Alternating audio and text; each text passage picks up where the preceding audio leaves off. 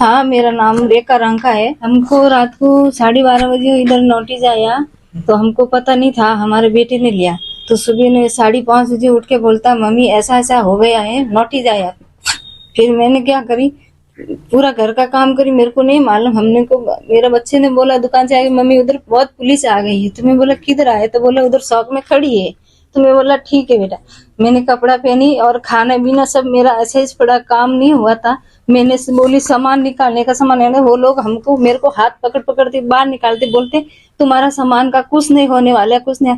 तो वो लोगों ने क्या करा, सब जिधर हमारा सामान था ना, उधर उधर सब उसने ये नुकसान किया मेरा घर का पूरा। मेरे को हाथ पकड़ पकड़ के बाहर निकालते। मैं बोला हमारा सामान है, सामान।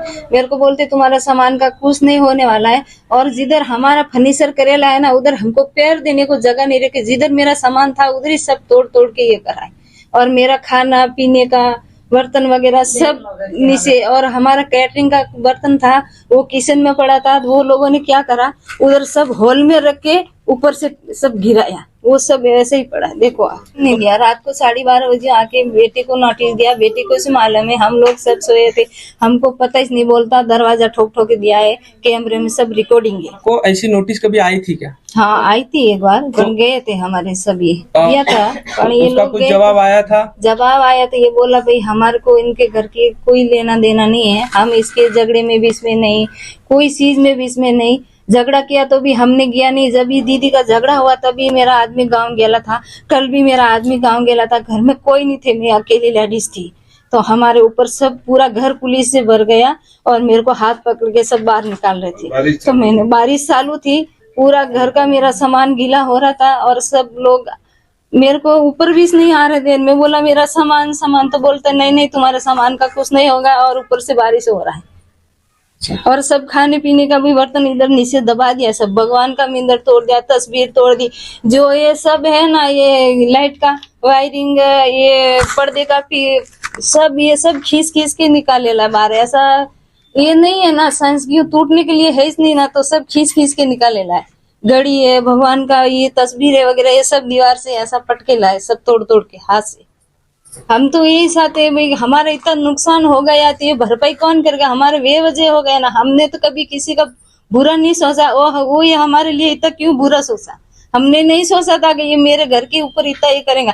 हमने तो सोचते भाई उनका 10 मंजिल बांध, तेरे पास में पैसा रहेगा ना तो 10 मंजिल घर बांध के ले तू, मेरे को कोई तकलीफ नहीं तेरे घर से। मेरे घर की इनके लिए क्यों तकलीफ थी वो मेरे को नहीं। गणेश नगर या ठिकाणी म्हणजे एरोडा कळ धानोरी क्षेत्रीय कार्यालयाअंतर्गत एरोडा सर्वे नंबर 10 ती सरकारी जमीन आहे।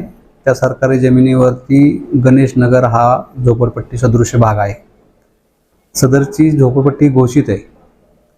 घोषित झोपडपट्टीमधील काही 4-5 रहिवासी म्हणजे भगत आणि भगत यांनी त्यांचे नजीकचे जे कोण शेजारी आहेत, उषा चव्हाण, आशा चव्हाण, जगदीश सोळंकी आणि पारसदास रांका यांच्या बांधकामाबाबत तक्रार अर्ज केला होता की त्यांचं बिगरपणानं बांधकाम आहे किंवा त्यांची बोळ बंद केली वगैरे, अशा त्यांच्या तक्रारी होत्या। ह्या तक्रारी त्यांनी 2016 पासून करत होते भगत।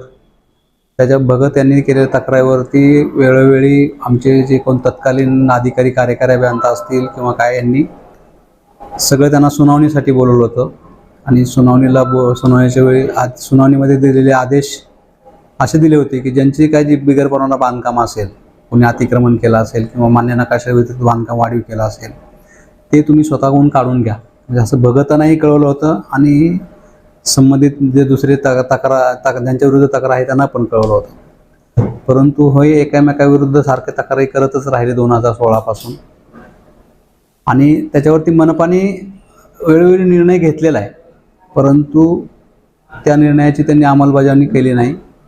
किंवा मग भगत यांनी माननीय हक्क आयोग यांच्याकडं एक पिटिशन दाखल केलं, म्हणजे दावा दाखल केला। त्या दाव्यामध्ये मनपाला पण पार्टी केलं आणि संबंधित ज्यांच्या विरुद्ध तक्रार होती त्यांनाही पार्टी केलं होतं। मग ते पार्टी केल्यानंतर माननीय हक्क आयोग यांनी आदेश हिअरिंग घेतले, सुनावणी घेतल्या। सुनावणीमध्ये असं सांगितलं की भगत यांनी केलेल्या तक्रार अर्जावरती काय कारवाई केली यावरचा इत्थंभूत अहवाल सादर करा।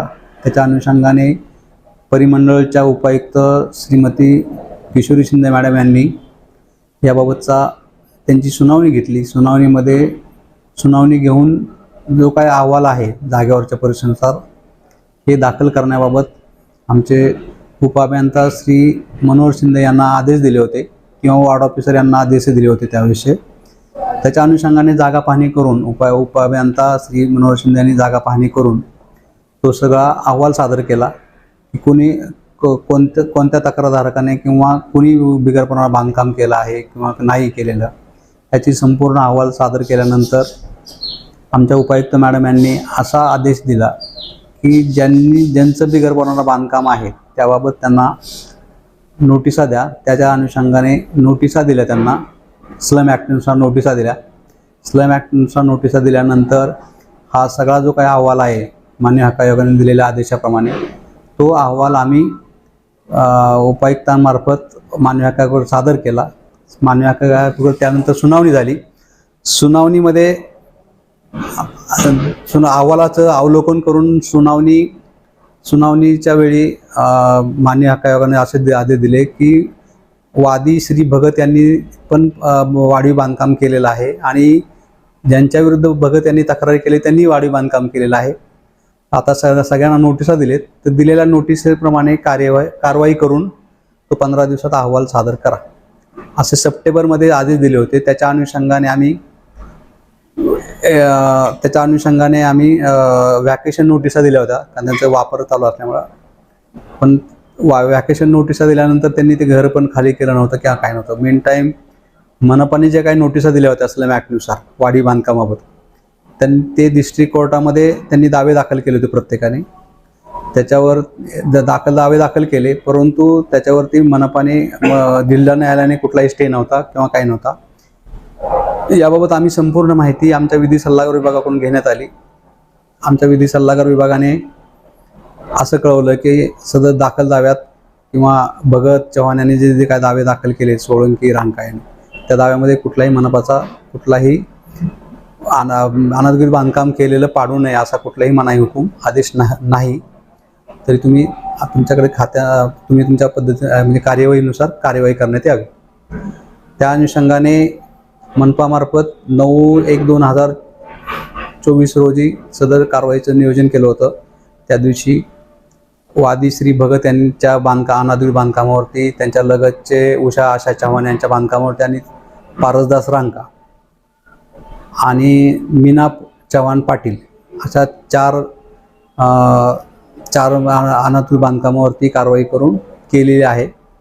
कारवाईच्या वेळी स्थानिक पोलीस बंदोबस्त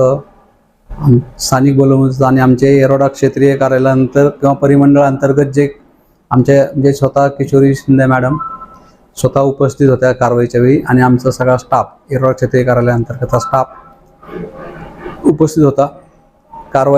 कारवाईसाठी आम्ही तीन ब्रेकर मागवले होते.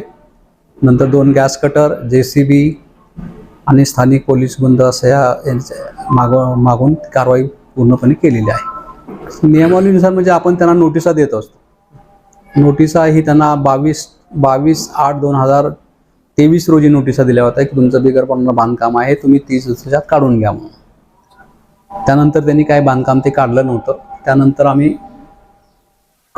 कोर्टाच्या म्हणजे सप्टेंबरमध्ये मान्य हक्क आयोगाचा आदेश आला. त्यानंतर आल्यानंतर मग आम्ही व्हॅकेशन नोटिसा दिल्या होत्या त्यांना. पण ते व्हॅकेशन त्यांनी काही नोटीसमध्ये किती पिरियड तुम्ही ग्राह्य धरला जातो? आम्ही व्हॅकेशन नोटीसमध्ये ग्राह्य पिरियड नाही पण आम्ही कारवाईचं नियोजन आहे आमचं. याबाबत तुम्ही घर खाली करा कुठल्याही क्षणी आम्ही कारवाई करू शकतो. पीडितांचं असं म्हणणं आहे की रात्री 12:30 वाजता त्यांना नोटीस मिळाली पोलिसांमार्फत आणि सकाळी 10 वाजता कारवाई सुरू झाली. म्हणजे त्यांच्याकडे त्यांचं सामान हलवण्यासाठी वेळ नव्हती असं त्यांचं म्हणणं आहे. नाही, हे चुकीचं आहे. वास्तविक पाहता मनपाने ऑलरेडी त्यांना माझ्या ऑक्टोबर-नोव्हेंबरमध्येच घर खाली करा याबाबत नोटीस दिली होती त्यांना. पण त्यांनी ते केलं नव्हतं आणि मान्य पोलीस खात्याकडून जे काही त्यांना नोटीस दिल्या होत्या की इथं काही अनुचित प्रकार घडू नये किंवा तुम्ही हे करू नये म्हणजे तुमच्या अनुचित प्रकार तुमच्या ह्याच्याकडून घडू नये यासाठी त्यांनी फक्त नोटीस दिली होती. 24 तासाचं वगैरे असं काही हे नव्हतं. पण आम्ही ऑलरेडी त्यांना 2 महिन्यापूर्वीच कारवाईपूर्वीच वॅकेशन घर तुमचं खाली करा म्हणून नोटीस दिल्या होत्या पोलिसांचे निर्णय की तुम्ही इथं काही कारवाईमध्ये अडथळा किंवा इतर कुणाच्याही मार्फत होऊ नये यासाठी त्यांनी फक्त हे केलं होतं.